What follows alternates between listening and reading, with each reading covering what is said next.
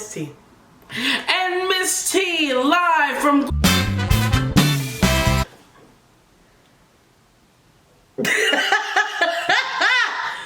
Why are you telling people where we live? We don't live there. We live somewhere. We live in Michigan. We were like, where in Michigan? Detroit.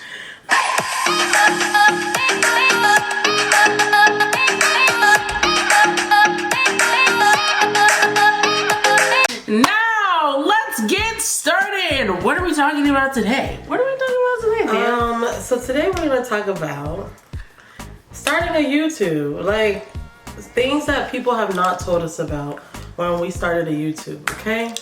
There are so many things. I don't even know where to start. Should we start with the profile picture, the banner, the music intro, the intro. The intro is... I think it's scaring me.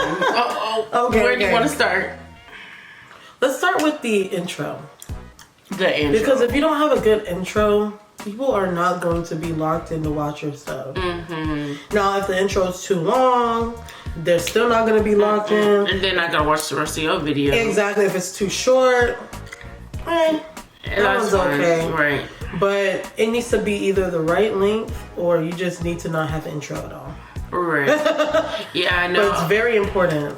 I was able to meet some other small YouTubers and they wanted me to check out their content, and one of the videos I watched, it was a couple, and their video intro was so long that I was just going to support their page, but I wanted to click off. So I was like, I can't imagine other subscribers or people who are potentially going to subscribe. It's just the intro length is so important. It is. And then intros are low-key hard to make. Oh yes, they are very hard to make. I had to use several different apps in order to make the intro. Videoly. Yep. What is the other one? I can't even... Eraser app. What's the Fonto app? Yep. That it's a lot to move them around and add the music, and then you have to you have to make sure it's non-copyrighted, because if it is, baby, you are not getting monetized for that. Okay. Exactly. So we had to do that too. And then onto the profile picture, we can go to the banner next. The profile picture, everyone's oh, it has to be your face up close. And so then you have to go through all your pictures, and it's you want to find something that looks almost professional, but not professional, because nobody wants to see you in a suit and tie unless that's what your vibe is for your channel. It just has to look very clean and eye-catching. Is what it needs to do, because if you're not eye-catching, then nobody's gonna really click on your profile to see more content. They want something that people are gonna click on to watch more of your content. Exactly. So, and then that could have to do some editing. You might have to edit your profile picture some too. So this is you haven't even filmed a video. You barely did your intro. Yep. You do your profile picture, and then on to the banner. Yes. And then banners are different from all different types of YouTubers. Some just have your name. Some people, have pictures. So some people have what their channel is about, basically. So if you're a beauty person, you put beauty, lifestyle, makeup, clothing hauls, stuff like that on there. So yeah, and making a banner is really, it's sort of tedious. Because you have to go back and forth in between apps. So you have to go get the picture from Google and bring it back and to make your banner. It's just a lot. It's a lot of steps to it. Search it up. Search how to make a banner on YouTube and you'll see what we're talking about. Okay? Exactly.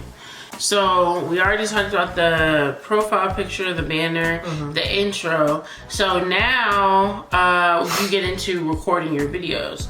So then you have to figure out what you want to do for your setup.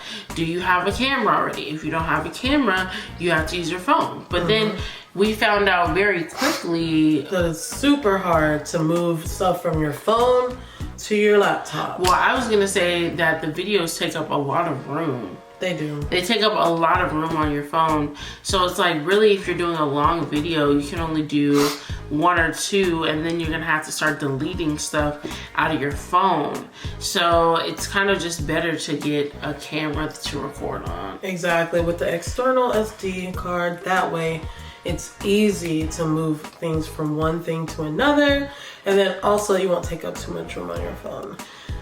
Exactly. Also to consider when you're recording a video is your backdrop. Like for a minute we've had like a cute little backdrop.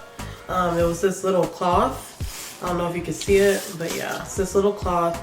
But then we've decided it was too much of a hassle because then we kept having to crop the sides. It wasn't long enough, it wasn't wide enough, it wasn't tall enough. So we kept having to crop everything out. And so it became more of a hassle. So make sure if you're doing a backdrop, it's big enough to where you don't have to keep cropping your video out to make it fit to your screen.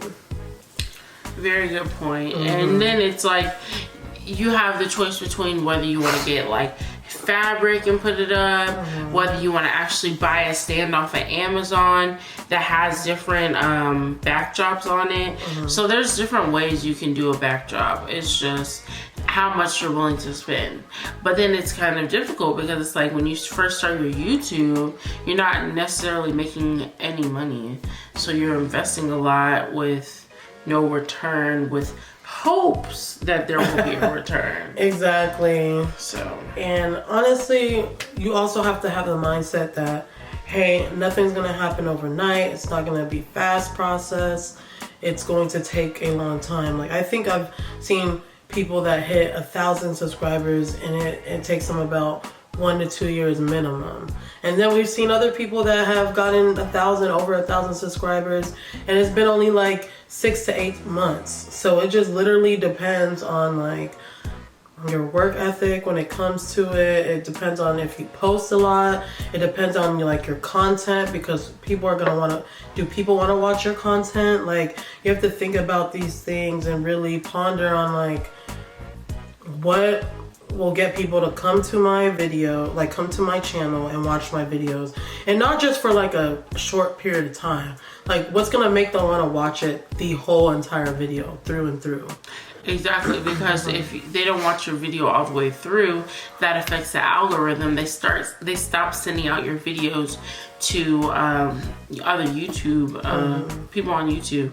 So then if you're not getting watched by other people on YouTube, then you're not gonna get subscribers, and if you don't get subscribers, then what's the point, you know? Exactly. So then after you figure out your setup, whether you're gonna get a ring light or not, whether you're gonna get a tripod or not, a camera or not, then you have to consider what you want to film. Yeah, so ideas, you gotta brainstorm, because technically you can't really just put out anything. Yeah. Because if you put out anything, it's like, okay, what's your content? Exactly. Like, what is your page gonna be about? And to be honest, like when we first started this whole process, we were just doing research on like what people wanted to do. I mean, what people like to watch in the meantime, like in the here and the now. And so we came to find out like, okay, a lot of people are watching reaction videos. So that's why we were putting out reaction videos at the beginning. But obviously, like branching out, we do want to make our content something of our own, which is like, I don't know what avenue we're going to go with moving forward, but we're obviously going to try and do different things. And yeah. Yeah, no, I say the same. We wanted to start with reaction videos, but quickly realized like reaction videos is not the only thing we want to do on YouTube. Exactly. And most people who do reaction videos solely do reaction videos, and that's all they do on YouTube. And I don't want to solely do reaction videos At all. I feel like I want to do more of like lifestyle. So I don't know.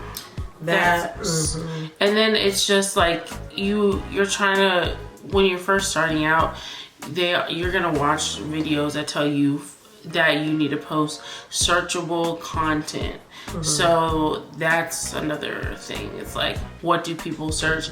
It's hard to, it's like easy to think of when you're looking for something. Like, say you want to buy a camera and you start looking at videos. Like, you just type in Canon, whatever the rest is.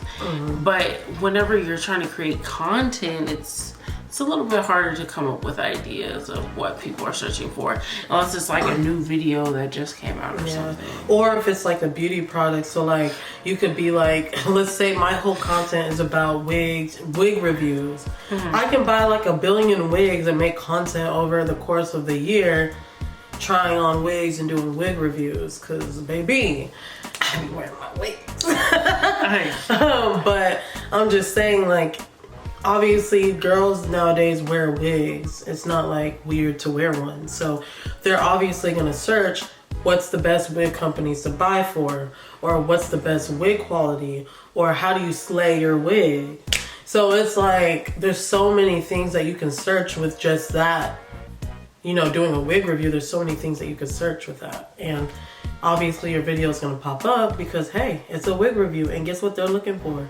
Wig reviews. Yeah.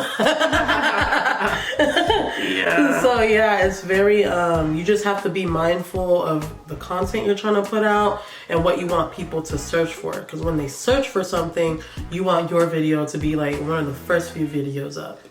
Yes. So now you've recorded your video. Now you have to edit it. Now this is where things get real hairy. Yeah. So editing is time consuming. Very. You have to think about it. If you film a 30-minute video, you have to go by each minute you have to go through and watch and edit every single minute of that 30-minute video. So by the time that you're done editing, it's probably going to take you a good 2 hours. And then when you're done editing, of course, you have to watch the video from start to finish, which is another 30 minutes to make sure that the video, like, everything goes smoothly. And then on top of that, once you're done with editing, doing your Ken Burns effects, zooming in, zooming out, Speeding up. slowing down, cutting things out, then you have to add in music. But we already talked about music. It can't be it has to be uncopyrighted or non-copyrighted music that you use. So that's another fun thing, because it's like you want your music to be fun so people are engaged in your video. Exactly. But you don't want it to be too overpowering to where they don't listen to your video. Exactly. So then finding the right volume is important too. Because you don't want it to be like going over you so you can't hear you. And also another thing, while we're on the topic of music, I would definitely, like, just throughout your video, we kind of don't do this enough because obviously we just started, but throughout your video you're gonna want to pop up like things to make the people like stay engaged. So like, for instance, every now and then you'll pop up the subscribe button, hey subscribe, or every now and then you'll pop up the name of your channel, because you want people to recognize that, to associate the name of your channel with you, like stuff like that, just to keep the people engaged in the video as well. I think is like a good advice for that. And then also, if you're doing a YouTube with somebody else kind of like us, I would definitely